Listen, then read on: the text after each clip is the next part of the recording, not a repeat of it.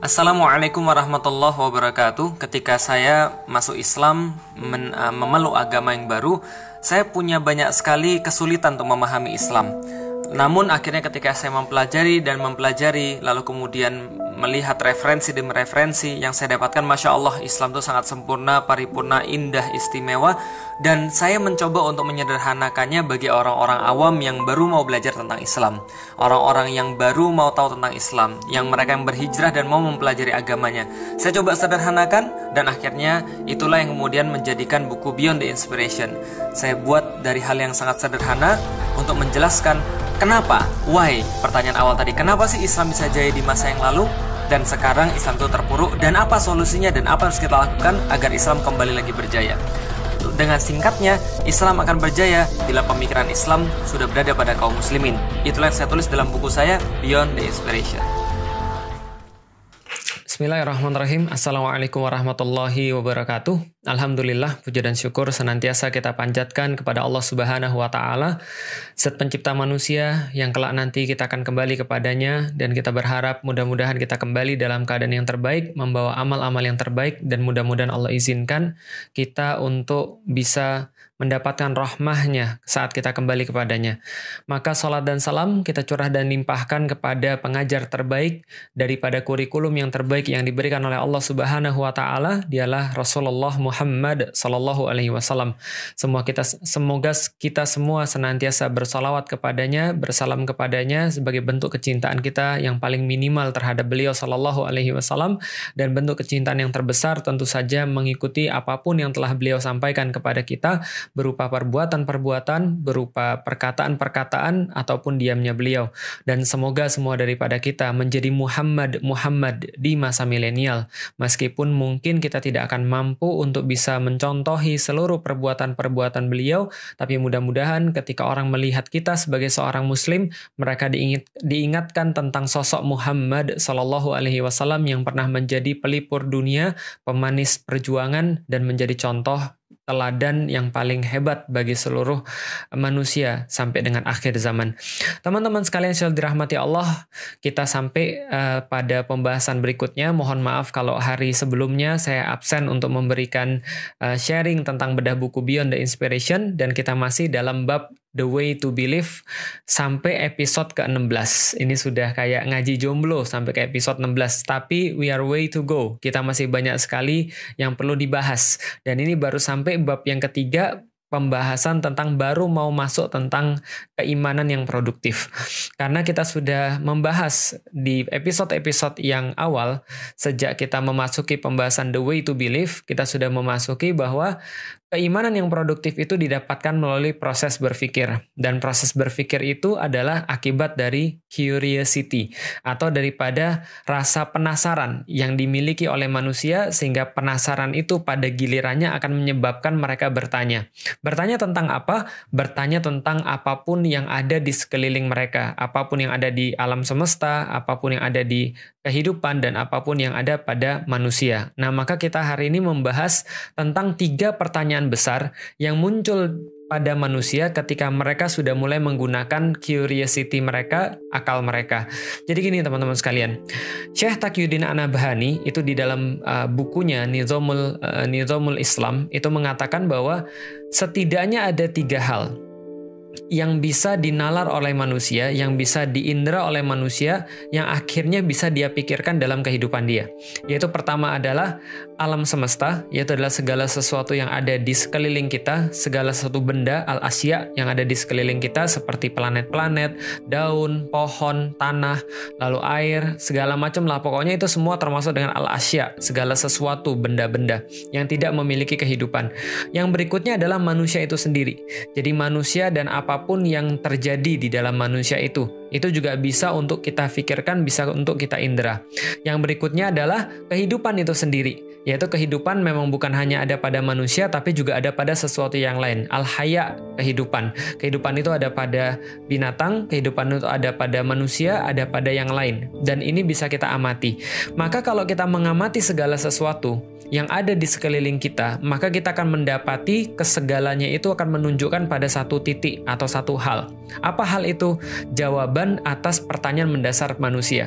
Dan kita sudah bahas kalau orang mengamati tentang manusia, mengamati tentang kehidupan, mengamati tentang alam semesta, maka ada tiga tahapan berpikir atau 3 jenis berpikir. Berpikir rendah, yaitu hanya melihat eksistensi dan menyadari eksistensinya saja.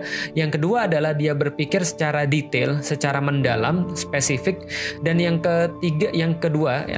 ketiga adalah ketika dia mampu untuk berpikir lebih filosofis. Dia berpikir lebih mendalam lagi, yaitu dia mencoba untuk mencari jawaban kenapa semua ini ada. Lalu kenapa semua ini ada akan mengantarkan pada pertanyaan yang lain. Dari mana asalnya? Akan kemana setelah dia ada, dan seterusnya. Nah, maka pengamatan terhadap segala sesuatu itu akan membawa pada pertanyaan-pertanyaan yang lain. Jadi gini contohnya teman-teman sekalian. Ketika kita mengamati manusia, dulu ketika saya masih kecil, saya beragama Katolik pada saat itu, dan waktu itu saya juga nggak terlalu peduli dengan agama. Saya nggak terlalu peduli pada agama saya nggak terlalu peduli pada agama orang lain. Ya pokoknya yang kita lakukan hanyalah hidup seperti biasanya. Ketika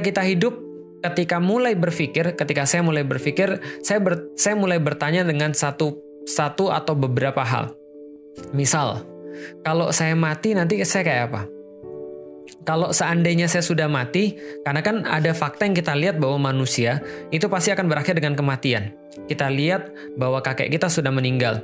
Kita lihat misalnya bahwa orang-orang lain meninggal. Nah, ketika orang lain meninggal itu, kita akan penasaran, ini orang akan kemana? Dan kita pasti akan nanya. Saya dulu nanya sama nenek saya. Kakek saya waktu itu sudah meninggal. Saya tanya, kita manggilnya Tata, kakek. Tata ada di mana? Jawabannya ya, Tata sudah nggak ada di dunia lagi. Di mana adanya? Adanya di akhirat. Adanya di alam yang lain. Lalu sekarang lagi ngapain? Maka kemudian dia jelasin, nenek saya jelasin. Waktu itu orang-orang Chinese itu berdasarkan kepercayaan mereka.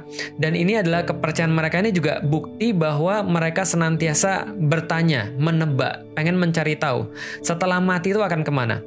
Kalau teman-teman pernah menyaksikan orang Chinese bakar duit-duitan, maksudnya duit-duit kayak palsu gitu, ada kertas terus kemudian tengahnya ada kayak gambar, bukan gambar, tempelan emas atau perak gitu ya, terus dibakar. Itu adalah duit-duitan akhirat, kira-kira gitulah. Atau ada memang gambar kayak duit lalu dibakar. Nah, itu ada duit-duitan akhirat. Kadang-kadang mereka juga bakar mobil-mobilan akhirat, tapi gedenya nggak kayak mobil sih, gedenya ya mobil-mobilan kayak anak-anak gitu terus dibakar. Ada juga sendal-sendalan akhirat gitu lah ya, terus dibakar.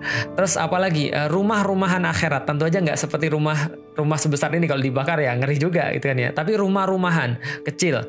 Lalu saya tanya, Nek, itu kenapa dibakar? Saya juga tanya sama bapak dan ibu saya, kenapa dibakar? Mereka meyakini bahwa itu akan sampai ke tempat tinggal di alam baka, asik gitu ya. Jadi kakek saya tuh adanya di alam lain, yang ketika kita ngirimin duit dari sini itu nyampe kepada dia. Kalau kita ngirimin sendal dari sini itu nyampe kepada dia. Kalau misalnya kita ngirimin rumah dari sini itu nyampe kepada dia. Dan nyampenya apakah bentuknya kayak gitu? Ya itu nggak usah dipikirin. Yang jelas nyampe gitu kan. Karena kalau kita pikirin nanti jadinya lucu. Kok kalau duit itu dikirim aslinya. Kalau misalnya sendal dikirim aslinya bentuknya. Tapi kalau rumah dikirim versi minimize gitu kan ya. Versi lebih kecil misalnya. Atau misalnya kalau mobil dikirim versi lebih kecil.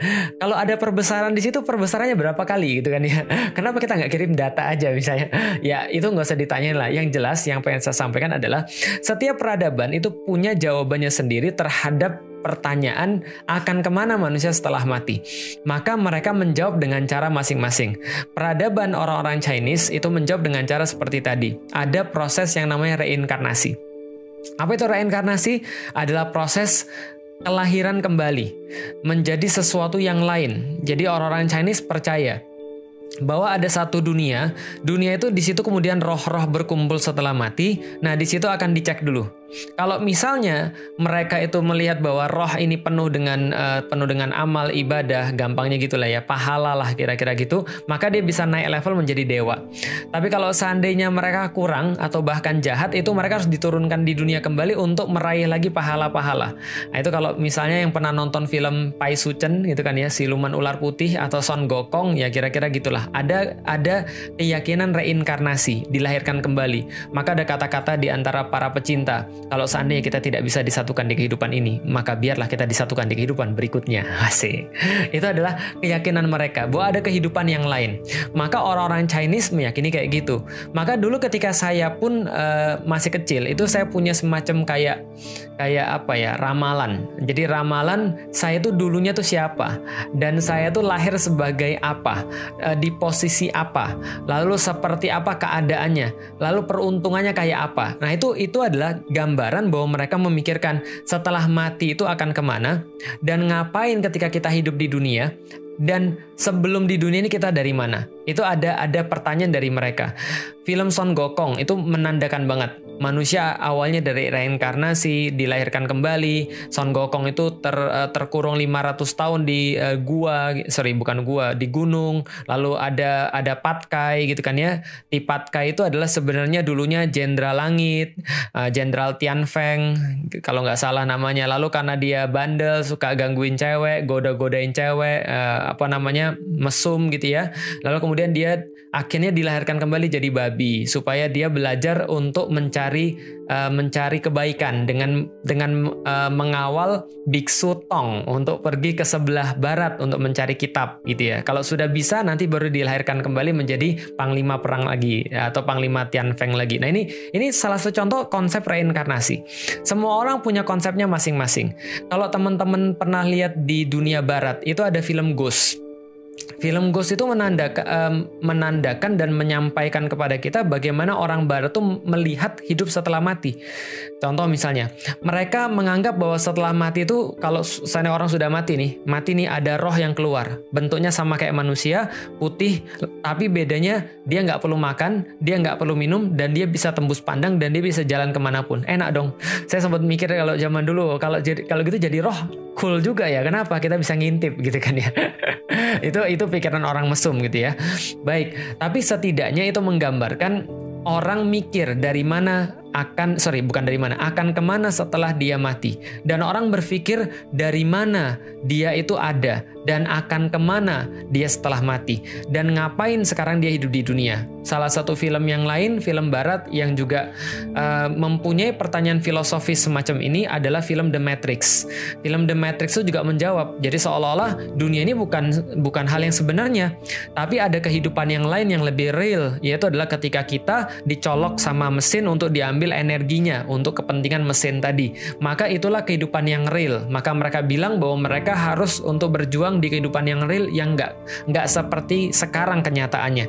Jadi mereka bilang justru sekarang itu adalah dunia yang enak, yang dikasih sama robot, kata The Matrix itu. Tapi ada dunia yang lain sebelum ini, atau dunia yang lain yang sebenarnya yang kita lagi dicolok. Tapi pertanyaannya siapa tahu yang itu juga dicolok juga gitu. Dan itu nggak habis-habis. Tapi pada intinya saya pengen kasih tahu, kalau Anda pergi ke peradaban manapun, Anda lihat kepada kisah-kisah apapun, Anda akan menemukan pertanyaan-pertanyaan ini dan mereka mencoba untuk menjawabnya. Orang-orang Yunani, mereka mempunyai teori bahwa manusia diciptakan oleh Zeus, atau kalau enggak diciptakan oleh Prometheus. Prometheus itu adalah salah satu daripada anak Zeus. Zeus itu kemudian diciptakan oleh siapa? Diciptakan oleh Cronus. Mereka punya bapak dan ibu juga, namanya Cronus dan Gaia. Gaia dan Cronus dari mana? Ya nggak tahu lagi lah. Jelas mereka adalah para Titans, lalu membuat para gods, para dewa membuat manusia. Dan setelah mati akan kemana? Kembali ke Tartarus kalau para dewa. Kalau manusia juga sama. Pada peradabannya orang-orang Viking, mereka punya Valhalla. Mereka punya satu tempat yang namanya ya akhiratnya mereka lah. Dan juga dewa-dewanya mereka. Anda pergi lagi ke Mesir. Mereka punya Amun-Ra. Mereka punya Osiris, dewa-dewa bawah tanah dan segala macamnya. Seperti Hadesnya daripada dewa Yunani. Tapi yang jelas teman-teman sekalian, mereka punya konsep hereafter. Mereka punya konsep setelah dunia ini mau kemana. Dan mereka punya konsep dari mana manusia sebelum ada di dunia ini. Dan kebanyakan di antara mereka, karena mereka berbicara tentang politeisme, maka mereka membahas akan ada dewa-dewa. Animisme, politeisme, mereka membahas tentang dewa-dewa yang menciptakan manusia. Nah, pertanyaannya, apakah betul atau tidak? Itu pertanyaan yang belum kita bahas. Yang pengen saya bahas adalah, ini sebuah kesadaran setiap manusia yang punya akal. Setiap manusia yang curious, dia akan mencari tahu senantiasa dari mana asal mereka, akan kemana mereka setelah mati, dan ngapain mereka hidup di dunia. Dan itu pun terjadi pada saya. Saya bertanya, dari mana asal manusia? Setelah mati akan kemana? Apakah setelah mati saya seperti film Ghost, lalu kemudian rohnya itu bergentayangan? Kalau setelah berhasil menunaikan tugasnya nggak lagi penasaran gitu kan ya? Kalau zaman sekarang nggak lagi pinisirin, lalu kemudian pergi ke langit, lalu kemudian di langit itu ngapain rohnya? Gitu kan ya? Itu juga saya nggak tahu. Oh, ada surga. Surga itu bentuknya kayak apa? Saya mencari-cari di dalam kitab suci bagaimana penggambaran tentang surga bagi orang-orang yang berbuat baik, bagaimana penggambaran tentang neraka bagi orang-orang yang berbuat buruk. Tapi itu membuat saya tetap nggak puas. Kenapa? Karena penggambaran itu menurut saya kayak nggak real, kayak nggak detail, kayak nggak meyakinkan. Mending kalau ada trailernya misalnya di YouTube, tapi kan nggak ada. Lalu kemudian seperti apa gambaran-gambaran kayak gini? Saya tetap cari. Saya juga baca tentang buku-buku orang-orang Buddha. Saya baca buku-bukunya orang-orang Konfusianisme tentang bagaimana mereka memandang tentang kehidupan setelah kehidupan ini dan sebelum kehidupan ini. Saya baca hampir semuanya. Tapi pada satu titik teman-teman sekalian, akhirnya membaca itu, menanyakan itu, berpikir itu membuat saya mentok. Saya nggak ngerti setelah mati itu nanti seperti apa. Bagaimana yang terjadi dengan kesadaran saya. Kalau seandainya reinkarnasi itu betul, atau reinkarnasi itu memang ada, kok bisa jadi saya nggak ingat apapun tentang yang dulu. Tapi Ustadz, itu ada tuh orang-orang yang tiba-tiba lahirnya sudah bisa apapun. Iya, tapi setidaknya kalau misalnya kita bilang bahwa ini teorinya bukan. Jadi kalau kita bilang bahwa ini pasti betul, itu harusnya ada A sama dengan B, B sama dengan C. Sesuatu yang pasti yang bisa kita lihat. Tapi ini nggak ada yang pasti. Adapun ramalan-ramalan yang saya tahu, ternyata tidak membuktikan. Contoh misalnya, saya dikatakan bahwa saya dulunya tukang kayu. Tapi saya bingung, saya nggak ada keahlian kayu sama sekali. Satu-satunya kesamaan saya dengan kayu adalah, saya sukanya sama Hokage pertama yang bisa ngeluarin kayu, itu aja sih gitu kan. Tapi selainnya nggak sama. Saya senang kayu karena alami. Saya senang kayu karena nature. Saya senang kayu karena hijau, karena dia memberikan udara bagi bumi. Itu aja saya senangnya. Tapi saya nggak mendapatkan kemampuan apapun sebagai dulunya tukang kayu. Pernah maku yang kepaku jempol gitu kan ya. Pernah bikin meja.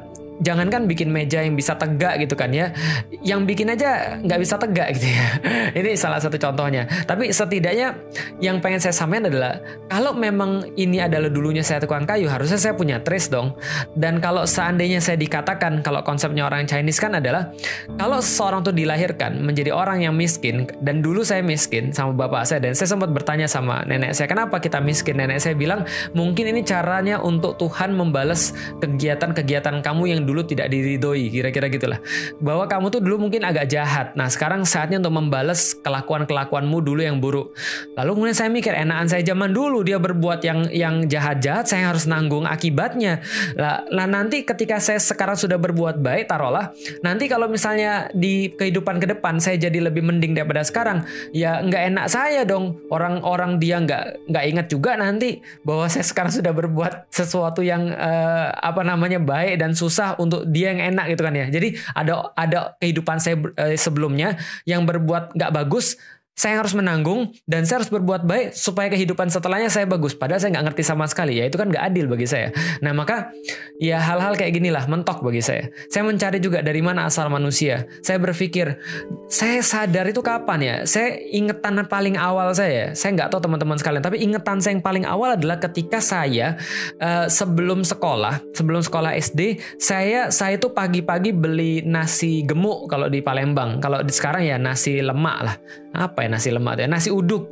Nah, jadi pagi-pagi beli nasi gemuk di dekat sekolah untuk ngasih makan keluarga yang nggak sekolah dan nggak kerja. Dan pagi-pagi itu setelah beli nasi gemuk, lalu nemenin nenek saya pergi ke pasar. Dan mungkin waktu itu kalau saya ukur-ukur berarti umur saya sekitar 5 tahun. Berarti ingatan yang paling awal yang saya punya adalah dengan kehidupan saya adalah ketika saya 5 tahun pergi beli nasi gemuk di sekolah. Itu ingatan saya paling awal. Lalu saya bertanya, sebelum itu saya kemana ya? Sebelum itu apa yang saya lakukan? Saya cuma punya fotonya, saya cuma punya ceritanya, tapi saya nggak ingat sama sekali. Saya dikasih tahu, ini loh Lik, ketika foto kamu kecil, kamu sudah pernah ketemu dengan orang ini. Saya bilang, siapa dia? Saya nggak ngerti sampai sekarang. Kenapa? Karena saya nggak punya ingatan tentang itu.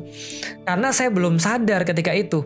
Maka dibilang, kamu dulu orangnya memang dari dulu suka ketawa. Saya nggak tahu. Saya suka ketawa ya sekarang saya tahu. Tapi kalau dulu saya nggak pernah tahu saya suka ketawa atau tidak. Contoh misalnya ada yang bilang, Lik dulu kamu ini contoh ya. Ini nggak sebenarnya. Atau antum jangan saya contohnya.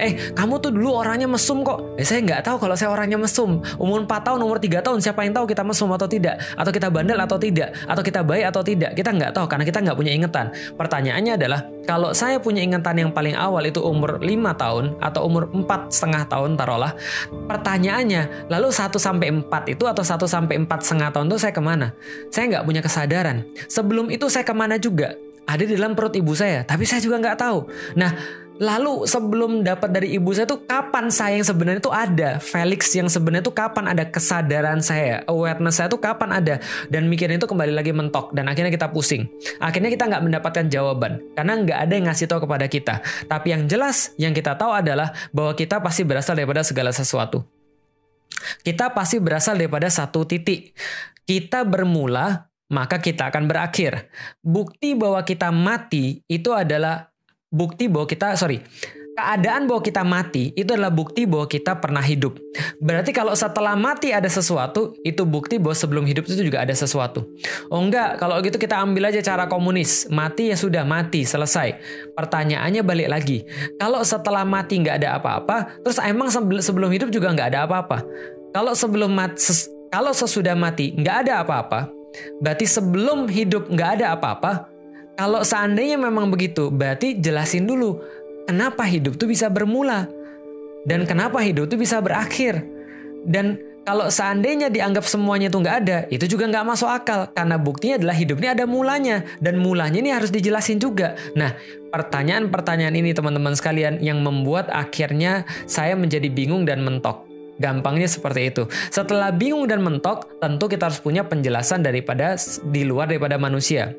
Kan logikanya begitu. Harus punya penjelasan di luar daripada manusia. Siapa yang menjelaskan di luar pada manusia ini? Yang jelasin di luar manusia tentunya adalah pasti agama. Kenapa? Karena gini deh. Kita nggak pernah pergi ke Istanbul. Kok contohnya Istanbul terus Ustaz? Iya, karena saya pergi ke Istanbul.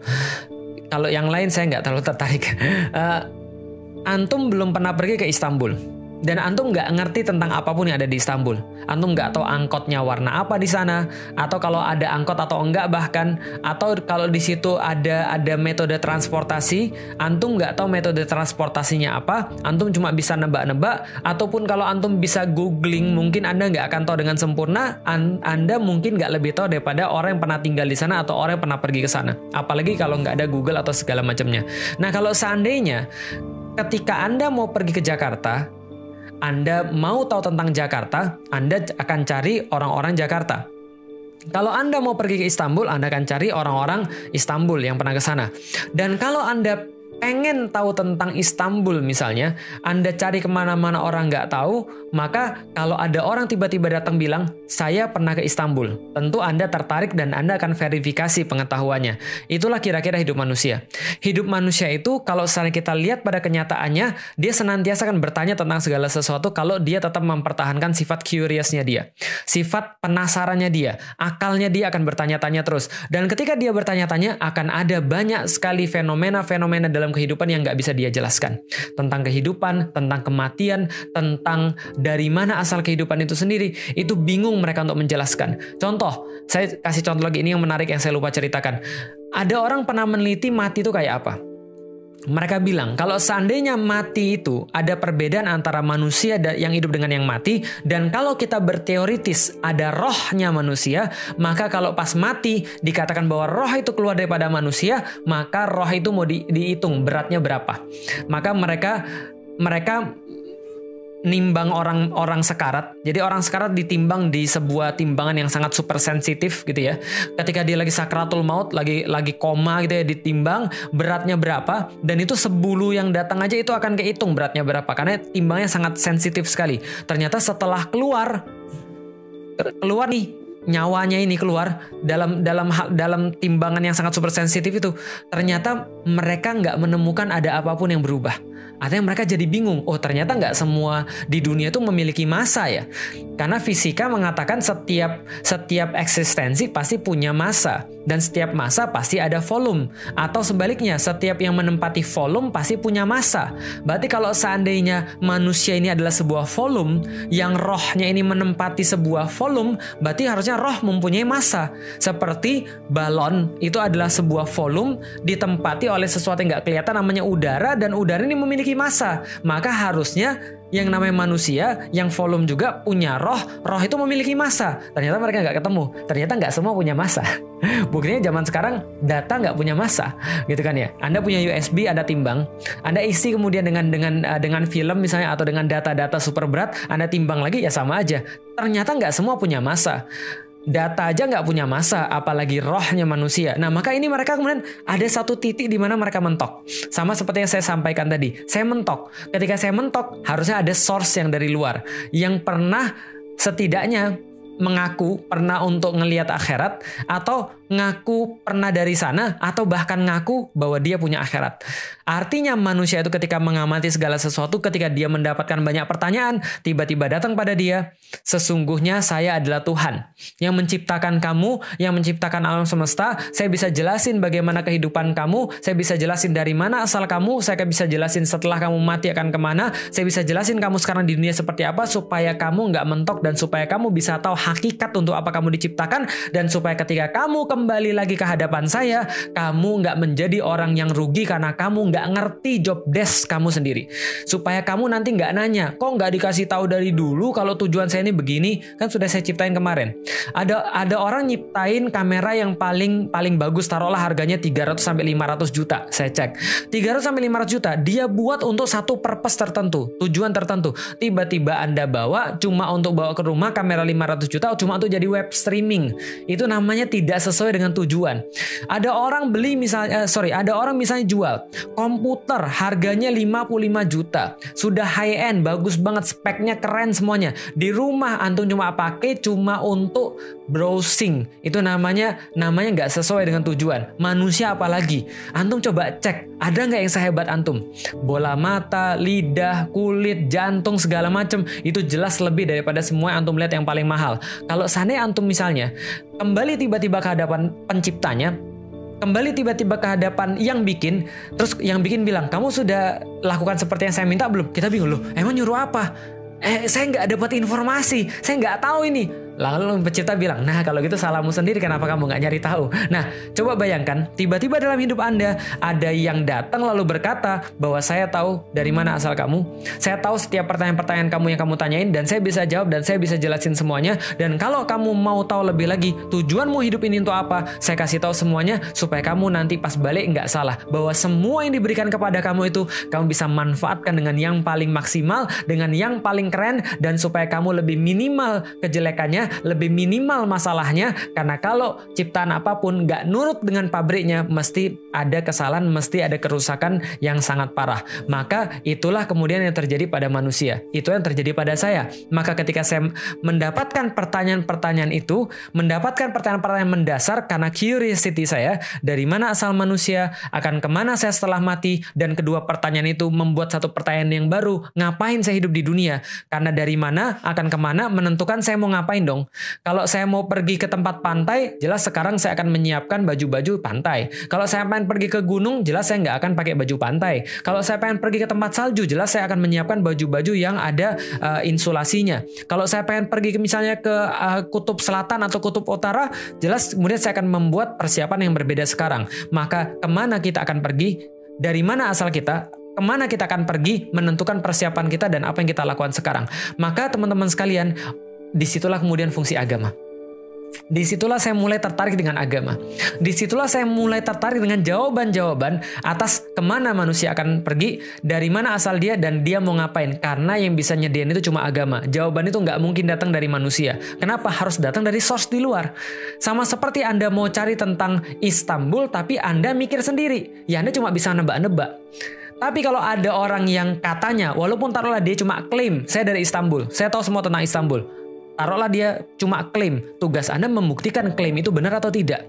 Tugas Anda membuktikan klaim itu masuk akal atau tidak. Dan Anda bisa cek lagi klaim itu, apakah klaim itu adalah yang Anda perlukan atau klaim itu yang harus Anda tolak. Di situ perjalanan kita bermula untuk menyelidiki tentang keimanan, sehingga keimanan itu bisa menjadi sebuah keimanan yang produktif. Kedepan kita akan bahas tentang dari mana asal manusia. Mudah-mudahan ketika kita membahas itu dengan baik, kita bisa membahas lagi tentang yang lain, mendapatkan jawaban akan kemana manusia setelah mati dan ngapain dia di dunia. Wallahualam bishawab, teman-teman sekalian, mudah-mudahan bermanfaat. Mohon maaf banget kalau kemarin sempat absen. Bagi teman-teman yang rutin untuk menghadiri sharing bedah buku ini, mudah-mudahan teman-teman mendapatkan manfaat terus daripada apa yang kita sampaikan. Dan kalau ada yang salah pasti berasal daripada manusia. Ada silap-silap lidah, mohon dimaafkan, namanya juga manusia. Ada kebaikan pasti berasal daripada Allah Subhanahu wa Ta'ala. Doain saya dan doain juga keluarga saya. Kalau ada yang bermanfaat silakan sharing pada yang lain. Kalau ada yang buruk, doakan mudah-mudahan aib saya ditutupi oleh Allah Subhanahu wa Ta'ala. Assalamualaikum warahmatullahi wabarakatuh.